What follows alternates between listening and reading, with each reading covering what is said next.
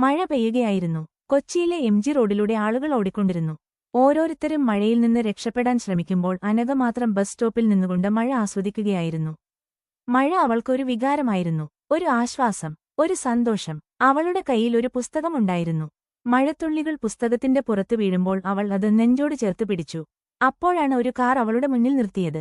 Excuse me. അവൾ തിരിഞ്ഞുനോക്കി. ഉയരം, സൗമ്യമായ പുഞ്ചിരി, കണ്ണുകളിൽ ആത്മവിശ്വാസം. ആദിത്യൻ, നിങ്ങളുടെ പുസ്തകം താഴെ വീണു. അപ്പോഴാണ് അനഘ ശ്രദ്ധിച്ചത്. തന്റെ ബാഗിൽ നിന്ന് ഒരു പുസ്തകം താഴെ വീണിരുന്നു. ഓ, നന്ദി. അവൾ പുഞ്ചിരിച്ചു. ആ നിമിഷം ഇരുവരുടെയും കണ്ണുകൾ തമ്മിൽ ഉടക്കി. അറിയാതെ ഇരുവരും പുഞ്ചിരിച്ചു. അത് അവരുടെ കഥയുടെ തുടക്കമായിരുന്നു. ദിവസങ്ങൾ കടന്നുപോയി. വിചിത്രമായി അവർ വീണ്ടും വീണ്ടും കണ്ടുമുട്ടി. അതേ ബസ്, അതേ സ്റ്റോപ്പ്, അതേ സമയം. മഴ ശക്തമായി പെയ്തുകൊണ്ടിരുന്നു. ബസ് സ്റ്റോപ്പിൽ നിന്ന് വീട്ടിലേക്ക് നടക്കുമ്പോൾ അനഘയുടെ കുട കാറ്റിൽ മറിഞ്ഞുപോയി. അവൾ അമ്പരന്ന് നിന്നു. അപ്പോഴേക്കും ആദിത്യൻ തന്റെ കുട അവളുടെ മേൽ ചായച്ചു. ഇരുവരും ഒരേ കുടയ്ക്കുള്ളിൽ നടന്നു. നിനക്ക് മഴ ഇത്ര ഇഷ്ടമാണോ? ആദിത്യൻ ചോദിച്ചു. മഴയിൽ എന്തോ ഒരു മാജികുണ്ട്. അനഘ പുഞ്ചിരിച്ചു.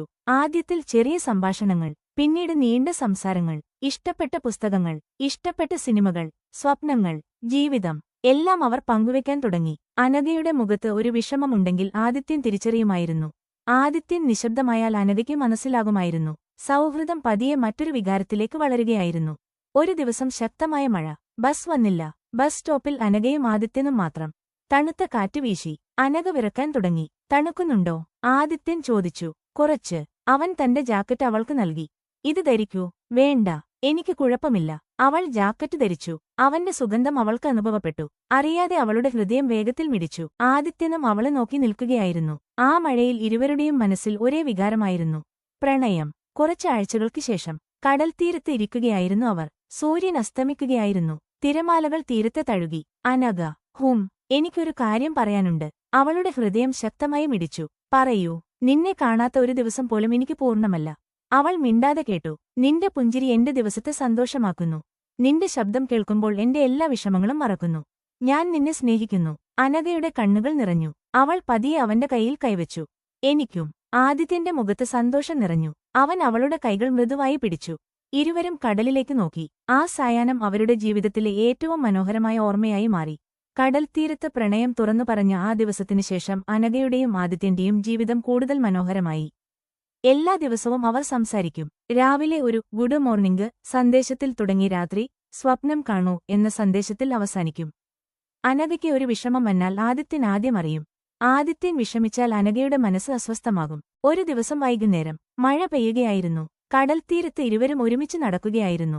തിരമാലകൾ കാലുകളെ തഴുകി കടന്നുപോയി. അനഘ, നമ്മൾ ഇങ്ങനെ എന്നും ഒരുമിച്ചായിരിക്കുമല്ലേ? അനഘ പുഞ്ചിരിച്ചു. നീ കൂടിയുണ്ടെങ്കിൽ എനിക്ക് വേറെ ഒന്നും വേണ്ട. ആ വാക്കുകൾ കേട്ടപ്പോൾ ആദിത്യന്റെ കണ്ണുകൾ സന്തോഷം കൊണ്ട് തിളങ്ങി. അവൻ അവളുടെ കൈകൾ മൃദുവായി തന്റെ കൈകളിൽ ചേർത്തുപിടിച്ചു. അവർ ഒന്നും പറയാതെ കുറച്ചുനേരം കടലിലേക്ക് നോക്കി നിന്നു. ആ നിമിഷങ്ങൾ ഇരുവർക്കും വിലമതിക്കാനാകാത്ത ഓർമ്മകളായിരുന്നു. കാലം കടന്നുപോയി. ഒരു ദിവസം അനഘയുടെ അമ്മ അവരുടെ പ്രണയത്തെക്കുറിച്ചറിഞ്ഞു.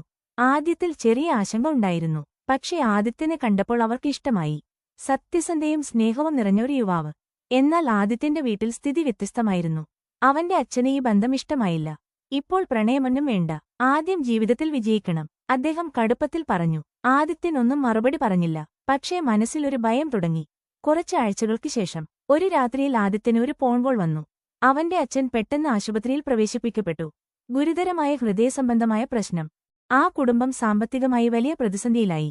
ആദിത്യന് വിദേശത്ത് ജോലി ചെയ്യാനുള്ള അവസരം ലഭിച്ചു.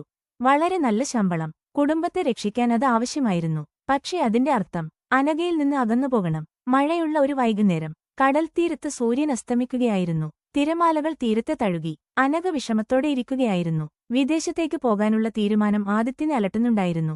നീ തിരികെ വരുമല്ലോ? അവൾ ചോദിച്ചു. വരും. ആദിത്യൻ അവളുടെ കൈകൾ തന്റെ കൈകളിൽ ചേർത്തുപിടിച്ചു. അനഘയുടെ കണ്ണുകൾ നിറഞ്ഞു. ആദിത്യൻ അവളെ ആശ്വസിപ്പിക്കുന്ന തരത്തിൽ സ്നേഹപൂർവ്വം ചേർത്തുപിടിച്ചു. എത്ര ദൂരെയായാലും എന്റെ മനസ്സ് നിന്നോടൊപ്പമാകും. ആ വാക്കുകൾ കേട്ട് അനഘയുടെ മുഖത്ത് ഒരു ചെറിയ പുഞ്ചിരി വിരിഞ്ഞു. മഴയും കാറ്റും കടലിന്റെ ശബ്ദവും അവരുടെ ഓർമ്മകളിൽ എന്നേക്കുമായി പതിഞ്ഞു. ആ രാത്രി ആദിത്യൻ വിദേശത്തേക്ക് യാത്രയായി. അനഘ ജനലരികിൽ ഇരുന്ന് മഴ നോക്കി. അവളുടെ ഹൃദയത്തിൽ ഒരു പ്രാർത്ഥന മാത്രം, അവൻ തിരികെ വരട്ടെ. എന്നാൽ ആദിത്യൻ പോയതിനുശേഷം 6 മാസം കഴിഞ്ഞു. അവന്റെ സന്ദേശങ്ങൾ കുറയാൻ തുടങ്ങി. ഫോൺ വിളികളും കുറഞ്ഞു. പിന്നീട് പൂർണ്ണമായും ഇല്ലാതായി. ഒരു ദിവസം അനഘയ്ക്ക് ഒരു കത്ത് ലഭിച്ചു. അത് വായിച്ച നിമിഷം അവളുടെ ലോകം തകർന്നു. കാരണം അതിൽ എഴുതിയിരുന്നത്, ദയവായി എന്നെ കാത്തിരിക്കരുത്. എന്റെ ജീവിതം മറ്റൊരു വഴിയിലേക്ക് പോയിരിക്കുന്നു. അനഘയുടെ കണ്ണുകളിൽ നിന്ന് കണ്ണുനീരൊഴുകി. എന്തുകൊണ്ടാണ് ആദിത്യൻ ഇങ്ങനെ എഴുതിയത്? അവൻ ശരിക്കും അവളെ മറന്നോ? അല്ലെങ്കിൽ ഇതിനു പിന്നിൽ മറ്റൊരു രഹസ്യമുണ്ടോ? അനഘയുടെ ജീവിതം മാറിയിരുന്നു. ആദിത്യൻ അയച്ച ആ കത്തിനു ശേഷം അവൾ തകർന്നുപോയി. മാസങ്ങൾ കടന്നു, വർഷങ്ങൾ കടന്നു. പക്ഷേ ഹൃദയത്തിന്റെ ഒരു കോണിൽ ആദിത്യൻ ഇന്നും ജീവിച്ചിരുന്നു. 7 വർഷങ്ങൾക്ക് ശേഷം ഒരു മഴയുള്ള വൈകുന്നേരം ഓഫീസിൽ നിന്ന് വീട്ടിലേക്ക് മടങ്ങുകയായിരുന്നു അനഘ. പഴയതുപോലെ തന്നെ മഴ പെയ്യുകയായിരുന്നു. അവൾ ബസ് സ്റ്റോപ്പിൽ നിന്നു. പെട്ടെന്നൊരു കാർ അവളുടെ മുന്നിൽ നിർത്തി. അനഘ. ആ ശബ്ദം കേട്ട നിമിഷം അവളുടെ ഹൃദയം നിശ്ചലമായി. അവൾ പതിയെ തിരിഞ്ഞു. അത് ആദിത്യനായിരുന്നു. 7 വർഷങ്ങൾക്ക് ശേഷം. അല്പനേരം ഇരുവരും ഒന്നും പറഞ്ഞില്ല. സമയം പോലും നിശ്ചലമായതുപോലെ തോന്നി. സുഖമാണോ? ആദിത്യൻ മൃദുവായി ചോദിച്ചു. അനഘയുടെ കണ്ണുകൾ നിറഞ്ഞു. ഇപ്പോൾ ആ ചോദ്യം ചോദിക്കാൻ നിനക്ക് അവകാശമുണ്ടോ? അവളുടെ ശബ്ദത്തിൽ വേദന ഉണ്ടായിരുന്നു. ആദിത്യൻ തലകുനിച്ചു. കാരണം അവൾ പറയുന്നത് ശരിയായിരുന്നു. അടുത്തുള്ള ഒരു കഫേയിൽ അവർ ഇരുന്നു. 7 വർഷത്തെ നിശബ്ദത അവർക്കിടയിലുണ്ടായിരുന്നു. എന്തിനാണ് നീ പോയത്? അനഘ ചോദിച്ചു. എന്തിനാണ് ആ കത്ത് അയച്ചത്? ആദിത്യന്റെ കണ്ണുകൾ നിറഞ്ഞു. ആ കത്ത് ഞാൻ അയച്ചതല്ല. അനഘ ഞെട്ടി. എന്ത്? ഞാൻ ഒരിക്കലും അങ്ങനെ എഴുതിയിട്ടില്ല. അവൾക്ക് വിശ്വസിക്കാൻ കഴിഞ്ഞില്ല. ആദിത്യൻ തന്റെ ഫോൺ തുറന്നു. പഴയ ഇമെയിലുകൾ കാണിച്ചു. നൂറുകണക്കിന് സന്ദേശങ്ങൾ. അനഘയ്ക്ക് അയച്ചവ. പക്ഷേ അവൾക്ക് ഒരിക്കലും ലഭിക്കാത്തവ. ഞാൻ എല്ലാ ദിവസവും നിന്നെ ബന്ധപ്പെടാൻ ശ്രമിച്ചു. പക്ഷേ മറുപടി ഒന്നും കിട്ടിയില്ല. അനഘയുടെ ലോകം വീണ്ടും കറങ്ങാൻ തുടങ്ങി. ആദിത്യന്റെ അമ്മയാണ് ആ കത്ത് അയച്ചത്. മകന്റെ ഭാവിക്കായി. അവനെ പ്രണയത്തിൽ നിന്ന് അകറ്റാൻ. അതോടൊപ്പം അനഘയുടെ വീട്ടിലേക്ക് വന്നിരുന്ന കത്തുകളും അവർ ഒളിപ്പിച്ചു. ആ സത്യം അറിഞ്ഞ നിമിഷം അനഘയുടെ കണ്ണുകളിൽ നിന്ന് കണ്ണുനീരൊഴുകി. 7 വർഷങ്ങൾ. 7 വർഷത്തെ കാത്തിരിപ്പ്. 7 വർഷത്തെ വേദന. ഒരു തെറ്റിദ്ധാരണയുടെ പേരിൽ. അടുത്ത ദിവസങ്ങളിൽ അവർ വീണ്ടും സംസാരിക്കാൻ തുടങ്ങി.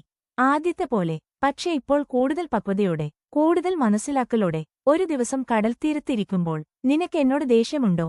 ആദിത്യൻ ചോദിച്ചു. അനഘ കുറച്ചുനേരം മിണ്ടാതെയിരുന്നു. ഉണ്ടായിരുന്നു. ഇപ്പോൾ. അവൾ പുഞ്ചിരിച്ചു. ഇപ്പോൾ നിന്നെ വീണ്ടും നഷ്ടപ്പെടുമോ എന്ന ഭയമാണ്. ആ വാക്കുകൾ കേട്ട് ആദിത്യന്റെ കണ്ണുകൾ നിറഞ്ഞു. അവൻ അവളുടെ കൈകൾ ചേർത്തുപിടിച്ചു. ഈ പ്രാവശ്യം ഞാൻ എവിടെയും പോകില്ല. അനഘ അവന്റെ തോളിലേക്ക് ചാഞ്ഞു. കടലിൽ നിന്ന് വീശിയ കാറ്റ് അവരുടെ മുഖത്തെ തഴുകി. വർഷങ്ങൾക്ക് ശേഷം അവരുടെ മനസ്സിൽ വീണ്ടും പ്രതീക്ഷ വിരിഞ്ഞു. വിവാഹദിനം. മഴയുള്ള ഒരു ദിവസം. അവർ ആദ്യമായി കണ്ട മഴ പോലെ. അവർ ആദ്യമായി പ്രണയം പറഞ്ഞ മഴ പോലെ. വിവാഹമണ്ഡപത്തിന് പുറത്തും മഴ പെയ്യുകയായിരുന്നു.